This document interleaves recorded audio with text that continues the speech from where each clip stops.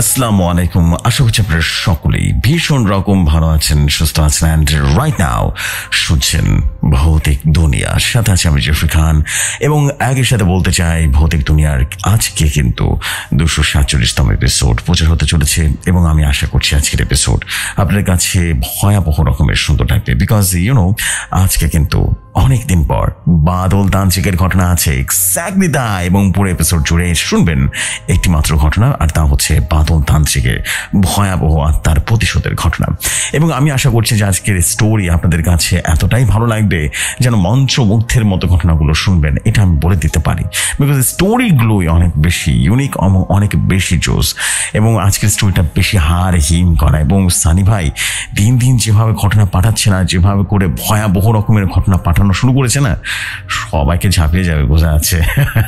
So আমি এতটুকু বলবো যে বাদল তান্ত্রিকের ঘটনা যদি শুনতে চান তাহলে অবশ্যই আরো বেশি করে সাবস্ক্রাইব করবেন, শেয়ার করে দেবেন আজকের এপিসোড। চলে যাবো ঘটনায় যাওয়ার আগে প্রতিবারের মতো বলবো, আপনারা যদি চান ভৌতিক দুনিয়ার স্টোরি পাঠাবেন, ঘটনা পাঠাতে পারেন। ঘটনা পাঠানোর দুটো ওয়ে আছে, মেল আইডি হচ্ছে হোয়াটসঅ্যাপ, ইমেল আইডি হচ্ছে ভৌতিক দুনিয়া@gmail.com, হোয়াটসঅ্যাপ নাম্বারটা হচ্ছে 7400930111। আর ওয়ান থিং, ঘটনা পাঠানোর শুরুতে অবশ্যই দেখবেন ভৌতিক দুনিয়ার জন্য ঘটনা, দিস ইজ ইট। আর এছাড়া নিশ্চয় জানেন আমার কিন্তু আরও একটা চ্যানেল আছে ভৌতিক কথা, আপনার চ্যানেল ভৌতিক কথায় সাবস্ক্রাইব করতে পারেন। আলহামদুলিল্লাহ এটা এখন 1,40,000 সাবস্ক্রাইবারের বড় একটা পরিবারের চ্যানেল হয়ে গেছে, এবং আশা করছি আপনারা সাবস্ক্রাইব করবেন চ্যানেলটাতে। এবং আপনার স্পাইস অডিও বুকের চ্যানেল আছে, আমার ভৌতিক দুনিয়ার পাশাপাশি ওরা 4-5টা চ্যানেল আছে, লিঙ্ক দেওয়া আছে কমেন্টে, অবশ্যই আপনারা যা সাবস্ক্রাইব করে আসলেই হবে। আর দেরি করবো না, চলে যাচ্ছি সরাসরি ঘটনায়।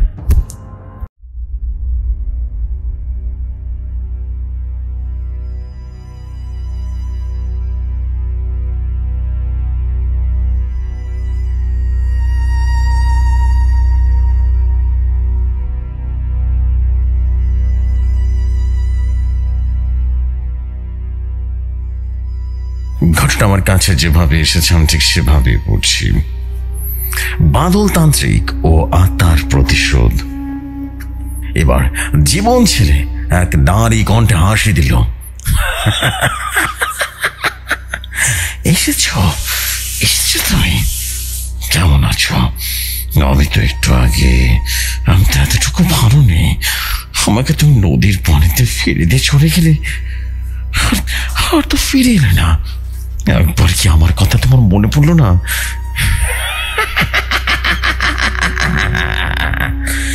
এরপর দুঃখ আমতা আমতা করে তার ভাইকে উদ্দেশ্য করে বলল, ভাই তুমি এরকম করে কথা বলছো কেন? হ্যাঁ, কি হয়েছে তোমার? এরপর জীবন ছেলের ভেতর থেকে কাজলের আত্মা আবার ভয়ঙ্কর ভাবে একটা হাসি দিল। আমি তোমার ভাই নই, আমি তোমার কাজল। এত তাড়াতাড়ি আমাকে ভুলে গেলে? হ্যাঁ, ভুলে গেলে? আসসালামু আলাইকুম জফরি ভাই, কেমন আছেন? আশা করি আল্লাহর রহমতে অনেক ভালো আছেন। আমিও আপনাদের দোয়ায় আল্লাহর রহমতে অনেক ভালো আছি। আমি মোহাম্মদ সানি খান, দেশের বাড়ি গাইবান্ধা জেলা, বর্তমানে ঢাকার নারায়ণগঞ্জের গার্মেন্টস অপারেটর হিসেবে কর্মরত আছি। আমি আবারও চলে আসলাম আপনাদের মাঝে বাদল তান্ত্রিক ও আত্মার প্রতিশোধের ভয়াবহ এক ঘটনা নিয়ে। জফরি ভাই, ঘটনায় কোনো ভুল ত্রুটি হলে ক্ষমা সুন্দর দৃষ্টিতে দেখবেন। চলুন তাহলে কথা না বাড়িয়ে চলে যাই আজকের ঘটনায়। বলছেন বরাবরের মতোই বাদল তান্ত্রিক। শোন নাতি ভাই, তুই তো আমার কাছে অনেক ঘটনা শুনেছিস, আজকে আমি ঠিক করেছি তোকে আজকে একটা আত্মার প্রতিশোধ নেওয়ার ঘটনা শোনা, বুঝতে পেরেছিস? আর এই ঘটনাটা ঘটেছিল আমাদের এই গ্রামে এক জেলে ও তার পরিবারের সাথে। তুই কি ঘটনা শুনতে রাজি আছিস? সত্যি করে বল, রাজি থাকলে বল। আমি তখন বললাম, কি যে বলো না দাদু, তুমি ঘটনা বলবে আর আমি শুনবো না, এইটা কিভাবে সম্ভব বলো তো? হ্যাঁ, আমি তো তোমার ঘটনা শোনার জন্য এত দূর থেকে তোমার কাছে আসি বারবার, তুমি তো বোঝোই না। আর তুমি বলো আত্মার কি ঘটনা শোনাবে, আমি শুনতে চাই। শুরু করো না ঘটনাটা। তখন বাদল তান্ত্রিক একটা বোঝকে হাসি দিয়ে বলল, আচ্ছা বস, তাহলে ভালো করে বস। ঘটনাটি যখন ঘটেছিল তখন আমি কেবলমাত্র কিছু মাস হলো এই গ্রামে বসবাস করছি। তখন অনেকে জানে না যে আমি একজন তান্ত্রিক বা কবিরাজ। আর আমাদের এই গ্রামে অধিকাংশ পরিবার নদীতে মাছ ধরে জীবিকা নির্বাহ করত। জীবন নদীতে মাছ ধরত, আর তার ছোট ভাই দুঃখু, সে বাঁশ বাজারে বিক্রি করত। আর বাঁশ বিক্রি করে যা লাভ হতো না, সেই টাকা তারা দুই ভাই ভাগাভাগি করে নিত। যদিও ওদের এক সংসার হারই আলাদা নয়, একই সংসার ছিল, তাই টাকা ভাগাভাগি করার কোনো প্রয়োজন হতো না। কিন্তু তবুও জীবন তার নিজের ভাইকে তার প্রাপ্য টাকা বুঝিয়ে দিত। এদিকে জীবনের স্ত্রী মানে আমেনা, সে সব সময় তার ছোটদের দুঃখুকে বলতো, শোনো দুঃখু ভাই, শোনো, এবার একটা বিয়ে করে ফেলো, বউ নিয়ে আসো তো, এটাই ভালো হবে। আবার একা সংসার সামলাতে পারছি না, একটা যা থাকলে কতই না ভালো হতো। তখন দুঃখু বলল, বাড়ির একটা বউর মাথা খারাপ করে দিচ্ছে, আবার আর একটা বউ আসলে তো সমস্যা হয়ে যাবে, চুলাচুলি শুরু হয়ে যাবে জীবন ভাইকে আর আমাকে, তখন বাড়ির বাইরে আশ্রয় নিতে হবে। না বাবা, সেটা আর হচ্ছে না, আমি একাই ঠিক আছি। আর কিছুদিন পরে ওই কাপড়ের কারখানায় কাগজটা হয়ে গেলে না, আমি এখান থেকে এমনিতেই চলে যাব। আর কটা দিন যদি আমাকে রাখতে তোমাদের কোনো অসুবিধা যদি না হয়, তাহলে আমাকে বলো, আর না হলে কিন্তু আমি অন্য কোথাও চলে যাব। তখন আমেনা দুঃখুকে উদ্দেশ্য করে বলল, বাহ বাহ, হয়েছে হয়েছে, তোমাকে তো কিছুই বলা যাবে না, একটু কিছু বললেই মুখ ভোঁতা করে বসে থাকো। এরপর দুঃখু সামান্য হেসে সেখান থেকে চলে গেল। তখন আমেনা বুঝতে পারলো দুঃখুর এই হাসির পিছনে অনেক দুঃখ লুকিয়ে আছে। বিয়ে না করার সিদ্ধান্তের পিছনে কিছু না কিছু রহস্য আছে। দুঃখু যে এমনি এমনি নেয়নি এই সিদ্ধান্ত, সেটা ওর অজানা নয়। কাজল নামে একটা মেয়েকে দুঃখু মিয়া মাসখানেক আগে বিয়ে করতে চেয়েছিল, আর সেই মেয়েটি ছিল একটা অনাথ মেয়ে। সে মেয়েটি এই পৃথিবীতে আর কেউ ছিল না, তার সব কিছু ঠিক ছিল, কিন্তু হঠাৎ সে বেটি উধাও হয়ে যায়। কোথাও তাকে খুঁজে পাওয়া যাচ্ছিল না। দুঃখুর পাগলের মতো কাজলকে রীতিমতো খুঁজে বেড়ালো, কিন্তু তাতেও কোনো লাভ হলো না। কাজলকে আর কোথাও খুঁজে পাওয়া গেল না। গ্রামের অনেকেই বলতো কাজল আর বেঁচে নেই, আবার কেউ কেউ বলতো কাজল হয়তো বা কারোর সাথে পালিয়ে গেছে। কি সত্যি কি মিথ্যে তা তো আর কখনো জানা যায়নি। আর ওই যে দুঃখুর মনটা যে ভেঙেছে না, এরপর থেকে তার স্ত্রী জাতির উপরে মানে মেয়ে জাতির উপরে একটা ক্ষোভ তৈরি হয়ে গেছিল। সে কাউকে বিশ্বাস করতো না, কারণ নানা বাহানায় দুঃখুর বিয়ের প্রসঙ্গ উঠলে সে আবারও আটকে দেয়। এইভাবেই সুখে দুঃখে এই তিনজন পরিবারের কোনো রকম চলছিল আর কি। জেফরি ভাই তখন বাদল তান্ত্রিক আমাকে বলল, শোনো নাতি ভাই, জীবন জেলের পরিবার কিন্তু আগের গ্রামে ছিল না, বছরে 2 দিন হলো তারা এই গ্রামে এসেছে। তা যাই হোক, এরপর ধীরে ধীরে দুঃখ কেমন জানি হয়ে যেতে লাগলো। তার কিছুতেই যেন গ্রামে আর মন বসছিল না। তখন জীবন জেলে দুঃখকে জিজ্ঞেস করেই ফেলল, হ্যাঁ তোর কি হয়েছে রে? হ্যাঁ কি হয়েছে? এরকম পাগলামো কেন করছিস? ছটফট করে বেড়াচ্ছিস কেন? কি হয়েছে বলতো? তোর কি গ্রামে মন বসছিল না নাকি? তখন দুঃখ বলল, আসলে ওই কাজলের সঙ্গে বিয়ের পর ভেবেছিলাম এই গ্রামে এসে সংসার শুরু করব, কিন্তু তার হলো না রে। এই কারণে মনটা খুব খারাপ হয়ে গেছে রে, খুব বিষণ্ণতায় ভুগছি। ভাইয়া, এইখান থেকে 2টা গ্রাম পরে আমার বন্ধুর কাপড় একটা কারখানা আছে, ওখানটা কাজ করে, আমার পেট কোনো রকম চালিয়ে নিতে পারবো, আমি বরং ওখানেই চলে যাই। তখন জীবন যেটা বলল, তুই যা ভালো মনে করিস তাই কর, মাঝে মাঝে আসা যাওয়া করিস, তাহলেই হবে। অন্য কোথাও যদি ভালো থাকিস তাহলে আমার কোনো আপত্তি নেই রে। এরপর দুঃখ চলে গেল, তার বন্ধুর কারখানায় চলে গেল। এরপর জীবন জেলে এবং তার স্ত্রী আমেনা, তাদের বেশ ভালো ভালো সংসার চলছিল। জেফরি ভাই তখন বাদল তান্ত্রিক আমাকে উদ্দেশ্য করে বলল, কে রাতে ভাই, কি ভাবছিস? আজকে আমার কি হলো? ভূতের ঘটনা না আসা নিয়ে কি মানে পারিবারিক গল্প বলছি, তাই না? আসলে তোর ঘটনা বুঝতে সুবিধা হবে এই জন্য আগে থেকে একটু ভালো মতো ডিটেল বলে নিচ্ছি, বুঝতে পেরেছি? নাহলে কিন্তু তাল বাকিয়ে যেতে পারিস। যাই হোক, ঘটনা কোথা থেকে কোথায় যাচ্ছে এবার বুঝতে পারবি। শুরু করবো ঘটনা। তখন আমি বললাম, কি যে বলো না দাদা, তোমার মুখে কথাগুলো শুনলে অনেক আনন্দ লাগে, শুনতে অনেক ভালো লাগে, বলো না দাদা। তখন বাদল তান্ত্রিক দাদা হাসতে হাসতে বলল, আচ্ছা আচ্ছা আচ্ছা শোন তাহলে। সেদিন আমি গোসল করার জন্য নদীতে যাচ্ছিলাম, তখন জীবন জেলের বাড়ির ভেতরে অনেক চিলাচিলি শব্দ শুনতে পেয়ে তার বাড়িতে প্রবেশ করলাম।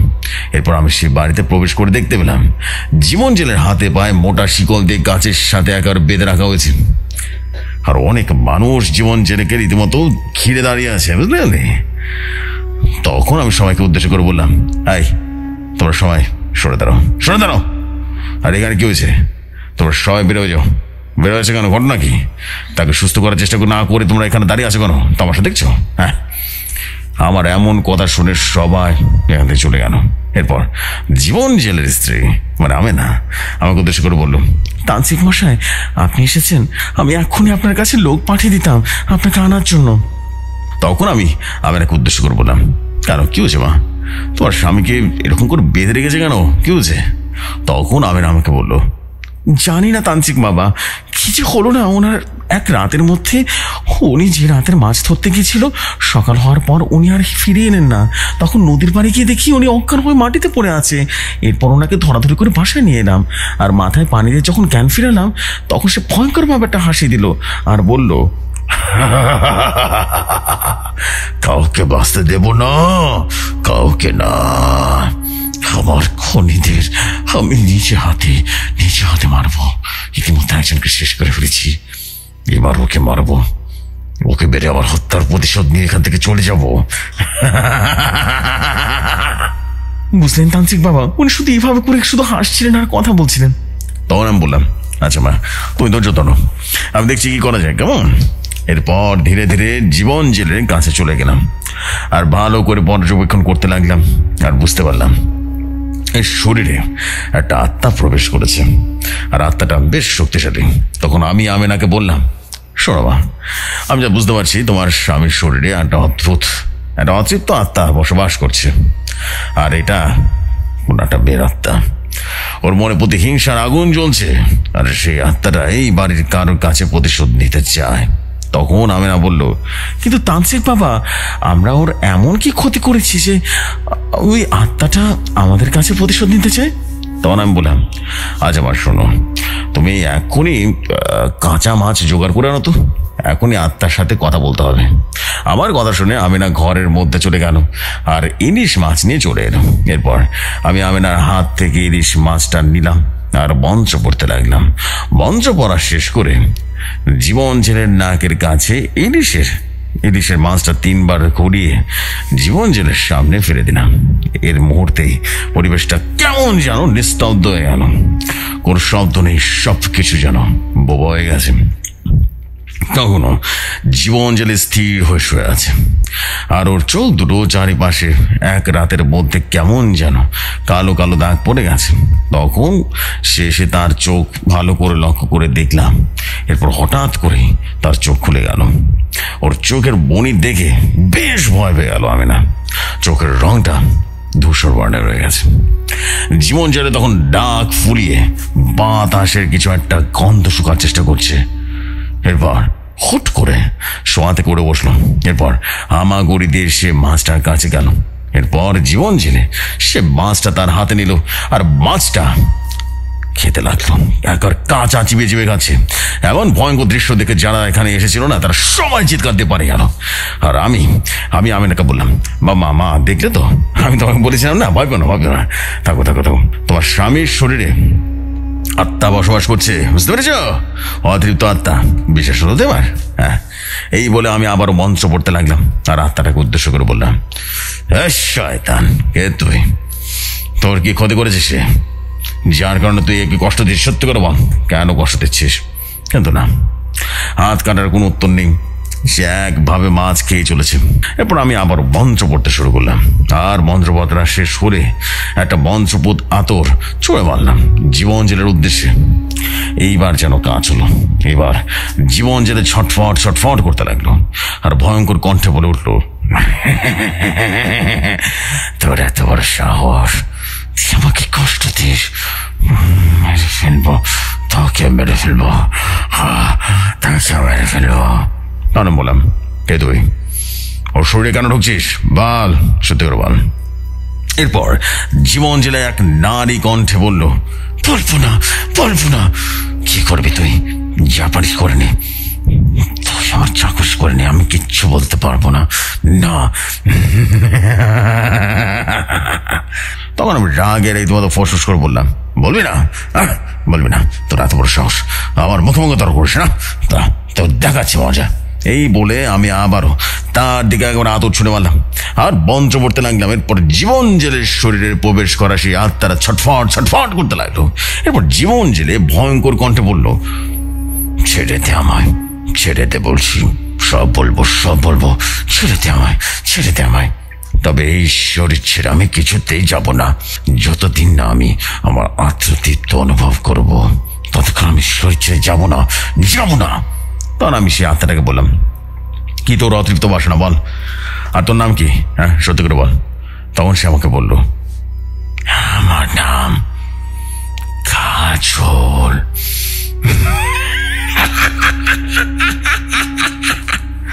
তখন আমাকে বলল, তান্ত্রিক বাবা, কাজল, কাজল বলে একটা মেয়ের সাথে আমার ছোট দেওর দুঃখর সাথে বিয়ে হওয়ার কথা ছিল আজ থেকে প্রায় কিছু মাস আগে, কিন্তু সেই মেয়েটা একদম উধাও হয়ে যায়।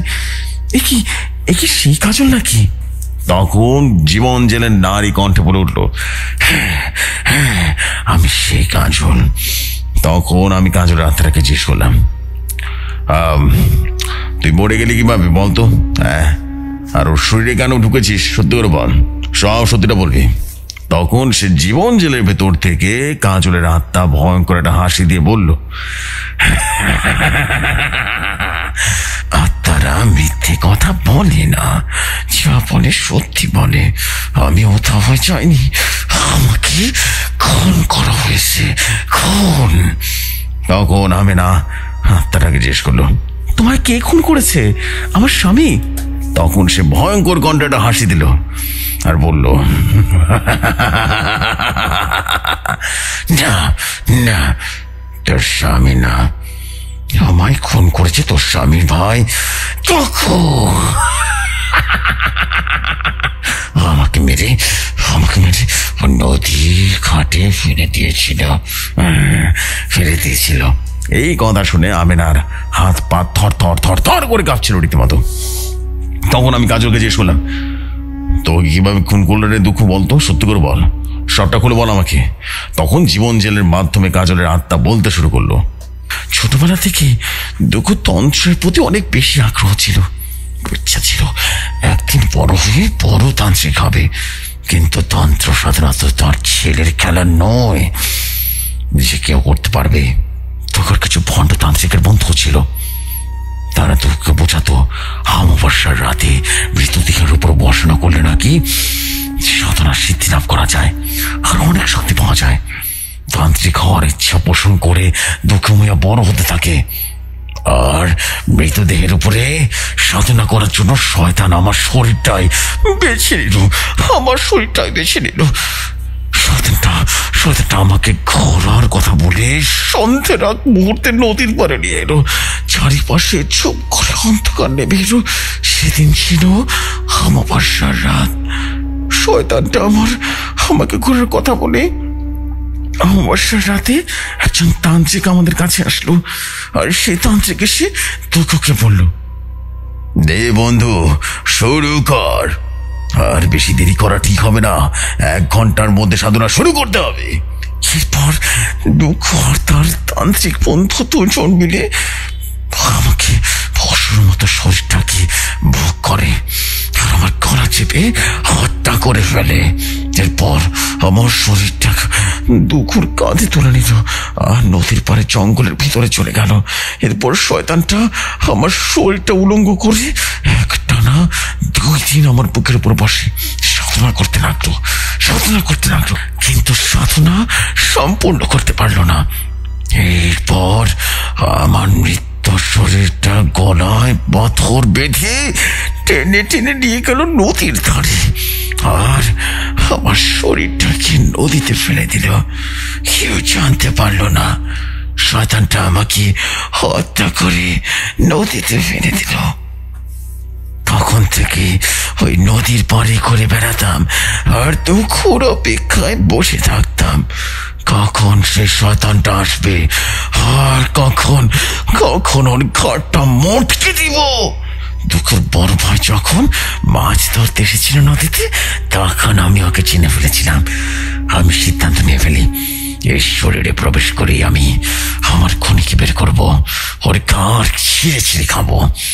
আমি ইতিমধ্যে সেই তান্ত্রিকের ঘর মোটকে শেষ করেছি। এবার দুঃখের পালা, দুঃখের পালা। শয়তানের ঘর মোটকে আমি আমার হত্যার প্রতিশোধ নিব। আমি ঈশ্বরের কিছুতে ছেড়ে যাব না। জানের বদলে জান চাই আমার। তাদের 2 দিন সময় দিলাম, দুঃখকে আমার কাছে এনেতে, না হলে একে শেষ করে দিব। তান্ত্রিক, তুই এখান থেকে চলে যা, না হলে আমাকে তোর মেয়ে ভেবে আমার হত্যার প্রতিশোধ নিতে সাহায্য কর। জেফ্রি ভাই, তখন বাদল তান্ত্রিক আমাকে বলল, বুঝলি নাতি ভাই, কাজলের আত্মার এমন কথা শুনে আমার চোখ দিয়ে যেন ঝরঝর করে পানি পড়ছিল। আমি ভাবতেও পারছিলাম না এমন ভয়াবহ কিছু করতে পারে একটা মানুষ। এরপর ঠিক করলাম, আমি এই আত্মাটাকে তার মৃত্যুর প্রতিশোধ দিতে সাহায্য করবো, যেভাবেই হোক না কেন। এরপর আমি আপনাকে জিজ্ঞেস করলাম, শোনো মা, এই আত্মাটা অনেক শক্তিশালী। এই শক্তির সাথে আমি পেরে উঠতে পারবো না। তুমি যদি তোমার স্বামীকে বাঁচাতে চাও, তাহলে তোমার স্বামীর ভাই দুঃখকে তোমার স্বামীর সামনে নিয়ে আসো, না হলে কিন্তু কাজলের আত্মা তোমার স্বামীকে হত্যা করে ফেলবে। তোমার হাতে মাত্র 2 দিন সময় আছে। যা করার এই 2 দিনের মধ্যেই করতে হবে তোমাকে, বুঝতে পেরেছ? একদম করতে হবে। আত্মাটা এখন তোমার স্বামীর শরীরের ভেতরে নেই, কিন্তু 2 দিন পর আবার আসবে। এর আগে তুমি দুঃখকে আনার ব্যবস্থা করো। তখন আমি না বললো, হ্যাঁ বাবা, আমি আমার স্বামীকে বাঁচাবো, আমি এক্ষুনি খবর দিচ্ছি। আপনি কাজলের আত্মাকে বলেন ও যেন আমার স্বামীর কোনো ক্ষতি না করে। তখন আমি আমেনাকে বললাম, শোনো মা, তুমি আজকে খবর পাঠাও। আমি এখন একটা তাবিজ দিয়ে দিচ্ছি, যা করতে হবে তাড়াতাড়ি করতে হবে। তখন আমি না আমাকে বলল, তান্ত্রিক বাবা, দুঃখকে আমি এক্ষুনি ডেকে আনছি, আপনি ততক্ষণ স্বামীর সাথে থাকুন। বাবা, দেখবেন আমার স্বামীর যেন কোনো ক্ষতি না হয়, আমি তাকে সঙ্গে করে নিয়ে আসবো। এই বলে আমেনা বাড়ি থেকে বের হয়ে গেল। এরপর আমি জীবন জেলের নিস্তেজ শরীরটা আমার কাঁধে তুলে নিয়ে ঘরের মেঝেতে শুয়ে বললাম, আর একটা খাটের পায়ের সাথে বেঁধে দিলাম। এর ঠিক ঘন্টা 2-এর মধ্যে আমেনা দুঃখকে সঙ্গে করে নিয়ে আসলো। তখন আমি আমেনাকে বললাম, মা, তুমি এই শয়তানটাকে কিভাবে এখানে আনতে রাজি করে নিয়ে আসলে বলো তো? তখন আমিনা আমাকে বললো, তান্ত্রিক বাবা, আমি ওকে গিয়ে বললাম, দুঃখ ভাইয়া, তোমার বড় ভাই এখন মৃত্যুর শয্যায়, অনেক ডাক্তার বৈদ্য দেখেছি, কিছুতেই সুস্থ হচ্ছে না, কেমন যেন পাগলের মতো আচরণ করছে। তাই আমি ভাবছি আমার যত সোনাদানা আছে সব বিক্রি করে তোমার ভাইকে শহরের ডাক্তারের কাছে নিয়ে যাব। আমার সাথে বাড়ি চলো, সব সোনাদানা তোমার হাতে তুলে দেবো, তুমি সেগুলো বিক্রি করে টাকা নিয়ে এলে এরপর আমরা শহরে যাব। এরপর দুঃখ আমাকে উদ্দেশ্য করে বললো, ভাবি, স্বর্ণগুলো নিয়ে আসো, ওগুলো বিক্রি করে টাকা আনতে হবে না, আমি থাকতে ভাইয়ের কোনো ক্ষতি হবে না, তুমি তাদের স্বর্ণগুলো এনে দাও, যাও। জি ভাই, তখন বাদল তান্ত্রিক আমাকে বললো, বুঝলি না ভাই, এই দুঃখ ছেলেটা যে এতটাই খারাপ, সেখানে আসার আগে মনে মনে পরিকল্পনা করে রেখেছিল যে সে তার গহনা নিয়ে পালিয়ে যাবে। এই জন্য সে বড়তে এখানে আসছিল, নাহলে আসতো না। তো যাই হোক, এরপর আমেনা ক্লান্ত সুরে বলল, এই তো এরো, ভাইকে একটু দেখো না, আর প্রথমেই সেই গয়না চাচ্ছ? হ্যাঁ, তোমার ভাইকে একটু দেখবে না তুমি? এমন কথা শুনে দুঃখ যেন বেশ থতমত হয়ে গেল। এবার সে কাঁপা কাঁপা কণ্ঠে বলল, না মামা, আমি আসলে ভাবছিলাম কি যত তাড়াতাড়ি টাকা ব্যবস্থা করা যাবে তত তাড়াতাড়ি ডাক্তার দেখানো যাবে আর কি, বুঝুনি? আচ্ছা, তুমি যখন বলছো তাহলে চলো একটু ভেতরে যাই। এরপর আমি না দুঃখকে নিয়ে ঘরের ভেতরে এলো। তখন একেবারে জীবন জেলে নিস্তেজ শরীরটা মাটিতে পড়ে রয়েছিল। এসব দেখে দুঃখ আমেনাকে জিজ্ঞেস করলো, এই কিভাবে ভাইয়া খাটের উপরে না শুয়ে মাটিতে লুটিয়ে পড়ে আছে কেন? আর ভাইয়ার হাতটা এইভাবে করে বাঁধা কেন? এমন সময় আমি ঘরে প্রবেশ করলাম আর বললাম, ও এই তো সেই গুণধর দেও না। এরপর দুঃখ একবার আমেনার দিকে জিজ্ঞাসা দৃষ্টিতে চেয়ে আমাকে বলল, কে আপনি? এখানে কেন এসেছেন? হ্যাঁ। তখন আমি হাসি হাসি মুখ নিয়ে বললাম, আমি কেন এখানে এসেছি দেখবি? তাহলে দেখ। এই বলে আমি জীবন জেলের গা থেকে আসছি তাবিজটা খুলে নিলাম। এরপর জীবন জেলে ছট করে উঠে বসলো। তার চোখের মনির রং ধূসর হয়ে গেছে। এবার জীবন জেলে তার নারী কণ্ঠ দিয়ে বলল, এসেছো তুমি? কেমন আছো? আমি তো একটু ভালো নেই। আমাকে যে তুমি নদীর পানিতে ফেলে দিয়ে চলে এলে, আর আর তো ফিরে এলে না, একবারও কি আমার কথা তোমার মনে পড়লো না? এরপর দুঃখ আমতা আমতা করে বলল, ভাই এরকম করে কথা বলছো কেন? এরপর জীবন জেলের ভেতর থেকে কাজলের আত্মা আবারও ভয়ঙ্কর কণ্ঠে হাসি দিল আর বলল, আমি তোর জীবন ভয় নই, আমি তোর কাজল। এত তাড়াতাড়ি আমাকে ভুলে গেলি, এত তাড়াতাড়ি ভুলে গেলি?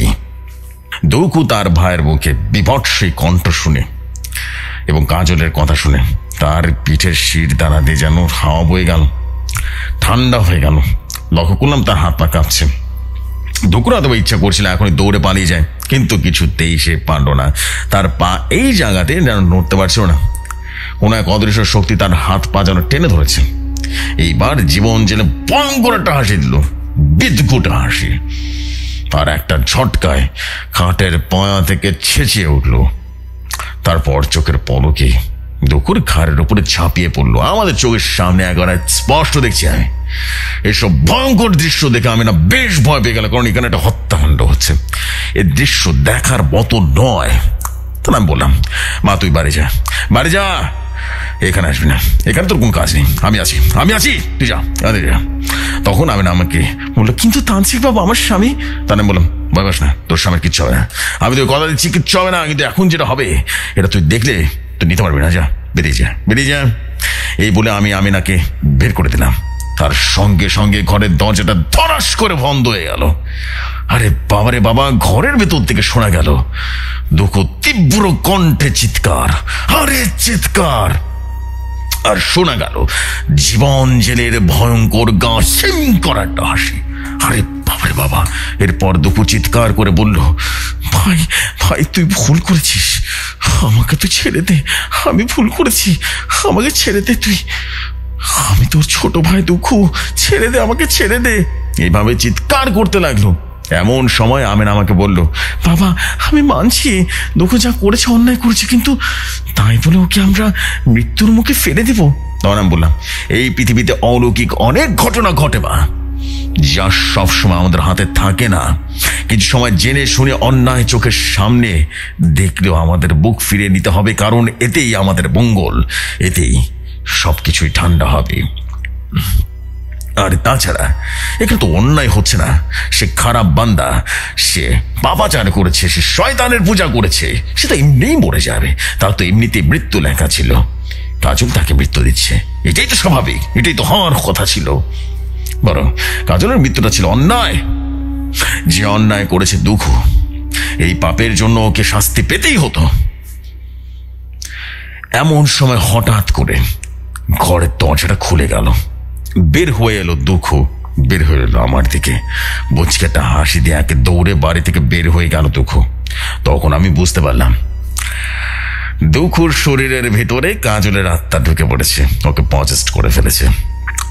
সে দুঃখকে ঠিক ওই জায়গায় নিয়ে যাচ্ছে যেখানে কাজলকে হত্যা করা হয়েছিল, যেখানে তার মৃতদেহটাকে গলায় পাথর পেঁচিয়ে একেবারে ডুবিয়ে দেওয়া হয়েছিল। আরে কি মৃত্যু যন্ত্রণা পেয়েছিল মেয়েটা। এরপর আমি আমিনাকে উদ্দেশ্য করে বললাম, তোর স্বামী এখন সুস্থ, যা তুই যা এখন তোর স্বামীর কাছে, ইনশাআল্লাহ আর কোনো সমস্যা হবে না, যা চলে যা। এরপর আমি ওখান থেকে চলে আসলাম। এই ঘটনা প্রায় 4 থেকে 5 দিন পর শুনতে পায় সে পাপিষ্ট দুঃখের মৃতদেহ নদীতে ভেসে উঠেছে। জেফরি ভাই তখন বাদল তান্ত্রিক আমাকে বলল, বুঝলি না তে ভাই, এইভাবে কাজলের আত্মা তার সাথে হয়ে যাওয়া তার ভয়াবহ মৃত্যুর প্রতিশোধ নিয়েছিল। আমি চাইনি কিন্তু কাজলের আত্মাকে বন্দি করতে পারতাম, কিন্তু আমি চেয়েছিলাম এই পাপির বিনাশ হওয়া দরকার, যেন এই পাপির দেখে আরো হাজার হাজার পাপি ভয় পেয়ে যায়, এমন খারাপ কাজে লিপ্ত না হয়। তো না দি ভাই, এটাই ছিল আজকের ঘটনা, বুঝতে পারলি? যা এখন যা, ভাগ পালা এখান থেকে, নাহলে কিন্তু আবার খবর আছে তোর। যা, অন্যদিন কোনো ঘটনা শোনাবো না। তো জেফরি ভাই, এটাই ছিল আজকে বাদল তান্ত্রিকের ঘটনার সম্মানিত লিসনার্সগণ, আপনাদের কাছে আজকের ঘটনাটি কেমন লেগেছে কমেন্ট করে জানাবেন। ইনশাআল্লাহ আরো ভয়াবহ কিছু শুনতে পাবেন। আর জেফরি ভাই, আমি জানি আমার লিখায় কোনো ভুল ত্রুটি হয়ে থাকে, তাহলে ক্ষমার সুদৃশ্যে দেখবেন। তাহলে আজকের মতো এখানে বিদায় নিচ্ছি, আবারও কথা হবে নতুন কোনো ঘটনাতে, আবারও আসবো আগামী সপ্তাহে সালাম কবিরাজের ভয়ঙ্কর ঘটনা নিয়ে। সবাই ভালো থাকবেন। আর প্রিয় জেফরি ভাই, সবাই ভাইয়ের জন্য দোয়া করবেন। তিনি রাত দিন কষ্ট করে এতটা জীবন্ত করে একটা ঘটনাকে প্রেজেন্ট করেন যা কেউই কখনো পারেনি এর আগে। আসসালামু আলাইকুম জেফরি ভাই, আমি মোহাম্মদ সানি খান, দেশের বাড়ি গাইবান্ধা জেলা, গ্রাম কোমরপুর, পোস্ট অফিস তুলসীঘাট, বর্তমানে ঢাকার নারায়ণগঞ্জ ফতুল্লাহ ফুলাইন থেকে বলছি। আল্লাহ হাফিজ সবাইকে, আসসালামু আলাইকুম।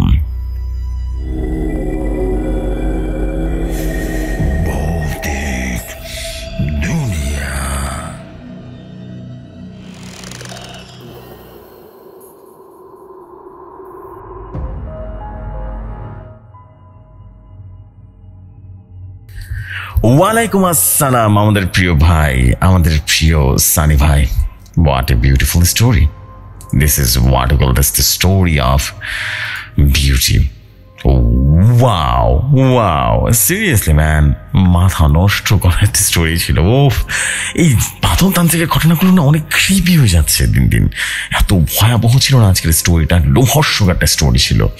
এবং আমি বিলিভ করি যে এটাই তো চাই, এই ধরনের ঘটনাই আমি আসলে পছন্দ করি, এই ধরনের ঘটনাই আসলে শোনাতে পছন্দ করি, শুনতে পছন্দ করি। এবং আমি বিলিভ করি শুধু আমি নই, সবাই এই ধরনের ঘটনা পছন্দ করে, ভয়াবহ এক ঘটনা শুনতে পছন্দ করে যা শোনার পরে গা হিম হয়ে যাবে। বারবার আমার গোসবাম হচ্ছিল যখন আপনার স্টোরি পড়ছিলাম। This is basically super beautiful story, super beautiful story.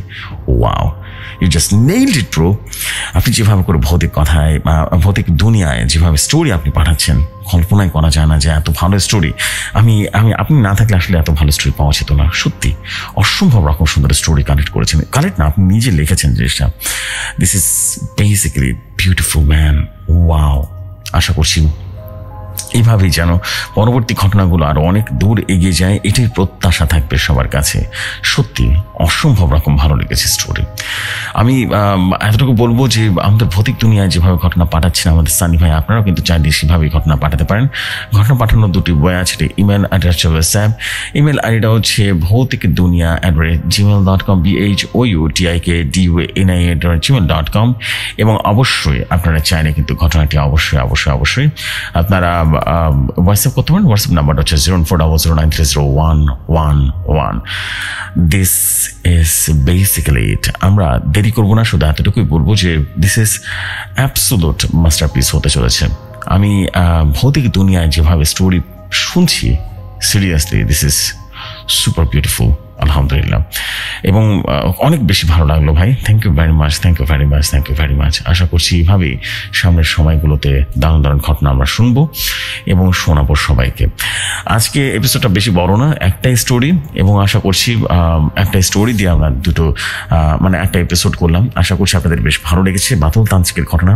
আর এরকমই বাদল তান্ত্রিকের ঘটনা প্রতি সপ্তাহে পেতে চলে বেশি করে লাইক দিতে হবে, শেয়ার কিন্তু করে দিতে হবে। আপনাদের শেয়ারের উপরেই কিন্তু পরবর্তী ঘটনা ডিপেন্ড করবে যে আমরা কিরকম ঘটনা শেয়ার করব। ভালো শেয়ার হলে অবশ্যই বারবার ফিরে আসবো। আর যদি ভিউজ না পাই তাহলে হয়তো বা নতুন স্টোরি থাকবে। আমি চাই যে আপনারা সবসময় শেয়ার করেন এবং এই ঘটনাগুলো যেন বারবার আপনারা শুনতে পান, সেজন্য দোয়া করেন। এই জন্য বলবো বেশি করে শেয়ার করবেন, বেশি বলতে অনেক বেশি শেয়ার করবেন। This is it. আর বেসিক্যালি তেমন কিছু বলার নেই, চলে যাবো এখন। ইনশাল্লাহ আপনাদের সাথে আগামীকাল আবারও কথা হবে। ততক্ষণ ভালো থাকুন, সুস্থ থাকুন। আসসালামু আলাইকুম, শুভরাত্রি সবাইকে।